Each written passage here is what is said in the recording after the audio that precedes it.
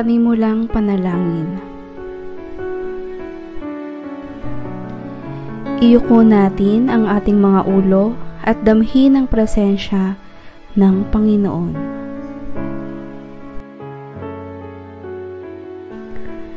Panginoon, maraming salamat po sa ibinigay ninyong panibagong pagkakataon upang kami ay matuto.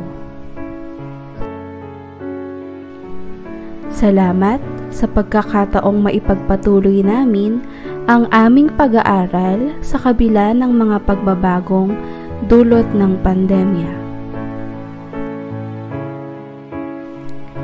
Gabayan niyo po ang bawat isa sa amin upang malinang ang aming isipan at maunawaan ang leksyon na itinuturo sa amin.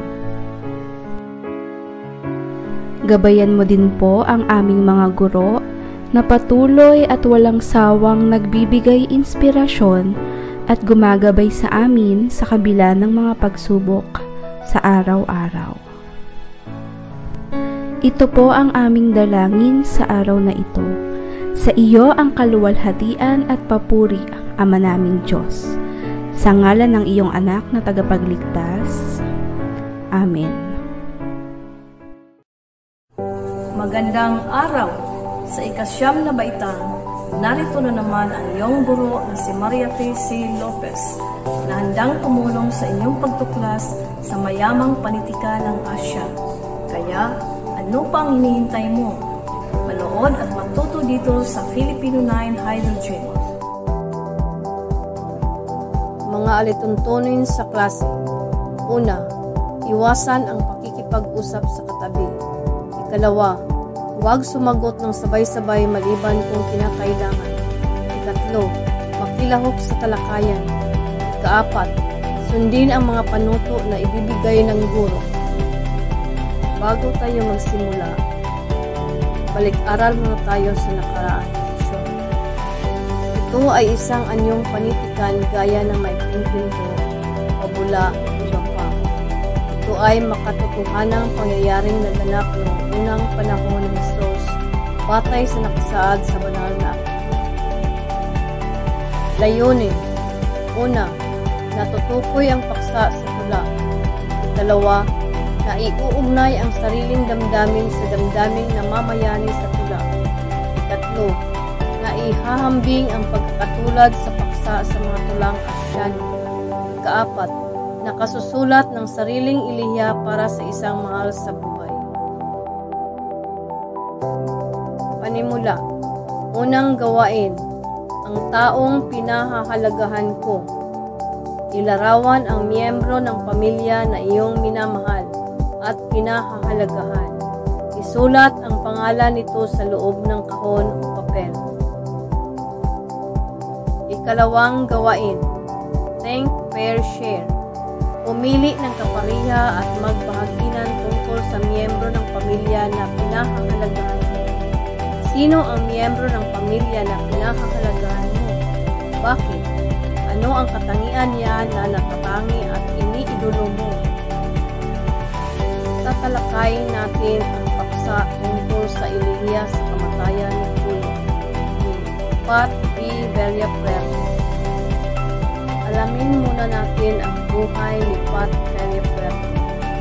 Si Patrocinio F. Villafuerte ay isang guro at manunulat sa Pilipino. Sa kasalukuyan, siya ang tagapangulo ng Departamento ng Filipino Edukasyon. Nagtapos ng bachelor sa agham sa edukasyong pang-elementarya at may sertipikong graduado. Mastirado sa sining ng pagtuturo sa Philippine Normal College sa Villafuerte. Siya rin ay may titulong mastirado sa sining sa Filipino, Gawad Merito, na kanyang natamo mula sa Manuel Loes, Quezon University. Si Villafuerte ay guro ng Filipino sa lahat ng antas, elementarya, sekundarya at kolehiyo. Siya rin ay manunulat na may 145 aklat na ang karamihan ay textbook at sangguniang aklat sa Filipino. Pag-alis sa sagabal, paglinang ng talasalitaan. basahin at unawain ang mga linya ng tula at isulat sa katapat na kahon ang kahulugan. Sikapin mo magamit sa sariling pangungusap ang mga biligang kahulugan ng pahayag. Una, sa edad na 21, sinugo ang buhay. Ikalawa, sa gitna ng nagaganap na usok sa umaga. Ikatlo, walang katapusang pagdarasal. Ikaapat, mga matay na wala ng luha. Ikalima, malungkot na lumisan ang araw. Ilihiya. Ito ay isang tulang may kinalaman sa guni-guni tungkol sa kamatayan. Tula na papuri sa mga mahal natin sa buhay na pumanaw na. Ilihiya sa kamatayan ni Kuya Boutan, isinalin sa Filipino ni Pat V. Villaferte. Hindi napapanahon. Sa edad na 21, isinugo ang buhay. Ang kanyang malungkot na paglalakbay na hindi na matanaw. Una, sa dami ng aking kilala, taglay ang di mabigkas na pangarap, di maipakitang pagmamahal, at kahit pagkaraan ng maraming pagsubok, sa gitna ng nagaganap na usok sa umaga, maniwala at dili, panghihina at pagbagsak.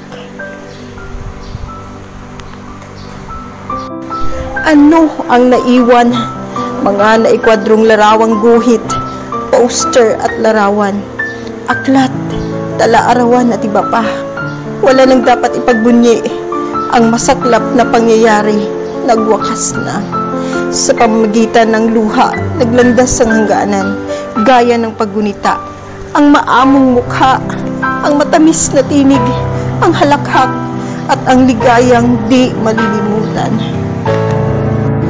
Walang katapusang pagdarasal, kasama ng lungkot, luha at bighati, bilang paggalang sa kanyang kinahinatnan.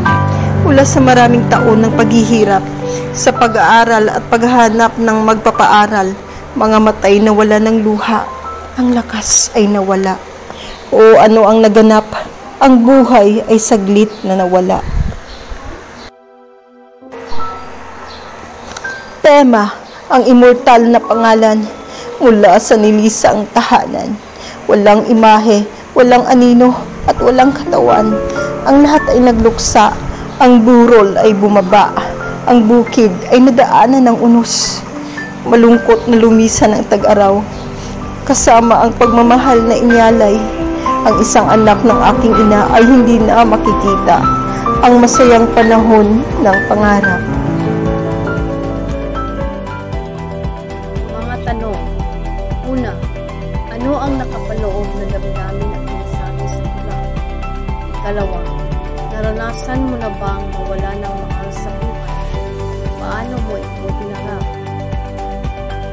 Pangkatang gawain. Unang pangkat, suriin ang binasang tula batay sa sumusunod. Tema, paksa, tunog, damdamin, imaheng nakapaloob, uri ng tula. Ikalawang pangkat, pumili ng mga linya mula sa tula at suriin ang damdaming nais ipahiwatig nito. Unang linya, mga linya mula sa tula. Ikalawang linya, damdaming nais ipahiwatig. Tatlong pangkat, pumili ng isang magandang bahagi sa binasang tula na nagpapakita ng mahalagang mensahe nito. Isadula ito sa klase. Kaapat na pangkat, iguhit ang imaheng nakapaloob sa binasang tula gamit ang cartolina white o long bond paper. Kalimang pangkat, ilahad ang pagkakaiba ng ilihiya sa iba pang akdang tula. Pagkakatulad sa ilihiya at iba pang akdang patula. Pagkakaiba sa ilihiya at iba pang akdang patula. Kaanim na pangkat, mga hurado at tagapagbantay. Sila ang inatasan na magbigay ng komento sa mga ginawa ng limang pangkat. Ang tanong, ang bantay, magbigay ng puntos ng bawat pangkat gamit ang rubrics. Mga rubric. Rubric sa paglalahad o reporting. Batayan, gamit ng mga salitang di pamilyar. Mahusay, 8 hanggang 10 puntos. Naglalaman ng mahigit sa 3 salitang hindi pamilyar at nagagamit ng mabisang hudyat na kontekstual. Maayos, 5 hanggang 7 puntos. Naglalaman ng 3 o 2 salitang hindi pamilyar at nagagamitan ng hudyat na kontekstual. Pasimula, 1 hanggang 4 na puntos. Naglalaman ng 1 salitang hindi pamilyar na nagagamitan ng hudyat na kontekstual. Rubric sa pagsulat ng tula o awit.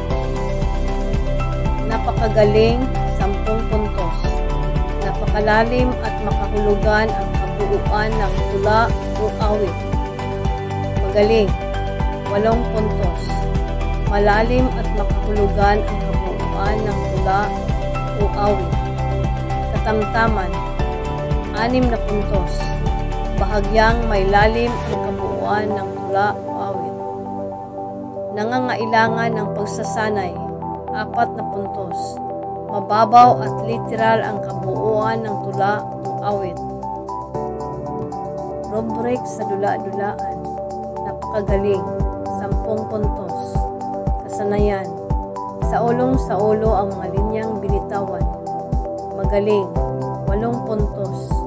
May ilang linyang nakakalimutan ngunit nakakasabay pa rin sa usapan. Katamtaman, 6 na puntos. Maraming linya ang nakalimutan at di gaanong nakasabay sa takbo ng usapan. Nangangailangan ng pagsasanay, 4 na puntos. Iilan lamang ang nasa ulo at halos nawawala sa usapan. Ebalwasyon, panoto. Sa kalahating papel, sagutin ang mga nakasaad sa ibaba. Una, itala ang mga hakbang na ginawa upang maibsan ang pagdadalamhati sa pagkawala ng mahal sa buhay. Ikalawa, unan ang pahayag ng angkop na salita upang mabuo ang diwa ng talata.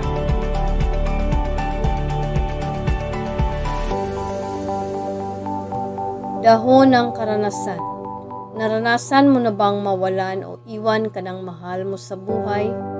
Gaano ito kasakit para sa iyo? Anong mga ginawa mo para maibsan ang pagdadalamhati? Itala mo sa loob ng dahon ang iyong sagot. Takdang aralin. Sumulat ng isang ilihya para sa isang miyembro ng pamilya na yumao na. Palagyan ng check ang marka na sa tingin nila ay angkop. Ang 5 ang pinakamataas at 1 ang pinakamababa. Hanggang sa susunod na talakayan. Muli, ako si Teacher Maria P. Lopez. Salamat sa